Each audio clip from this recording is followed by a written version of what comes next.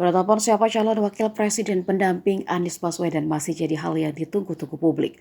Sejumlah nama sudah diserahkan kepada Anies Baswedan.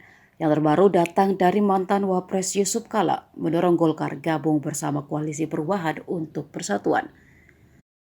Nama Airlangga Hartarto pun kini disebut-sebut masuk radar sebagai pendamping Anies. Meski hal itu belum dapat dipastikan, namun bertambahnya sosok lain di luar KPP tentu saja mengancam posisi kader dalam partai koalisi. Agus Harimurti Yudhoyono misalnya. Ketua Umum Partai Demokrat itu bahkan diprediksi hengkang dari koalisi jika tak dipilih sebagai wakil Anies Baswedan.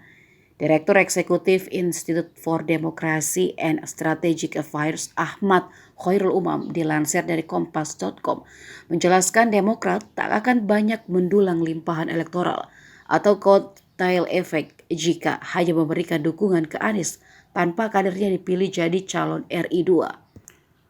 Menurutnya limpahan itu hanya akan jatuh ke Nasdem dan PKS. Nasdem yang menjadi partai pertama mendeklarasikan Anies dan PKS yang sebelumnya sudah pernah membangun kerjasama politik pada Pilkada DKI Jakarta 2017 lalu. Olehnya demi mendulang limpahan elektoral, otomatis Demokrat harus ngotot menempatkan ketuanya jadi calon RI 2. Namun demikian harapan AHY menjadi cawapres diprediksi terganjal restu Ketua Umum Partai Nasdem Surya Paloh.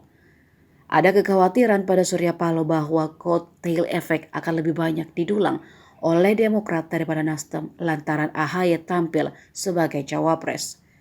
Disinilah tugas Anies untuk berani menghitung ulang agar mesin koalisi pendukungnya tidak gamang dalam melangkah.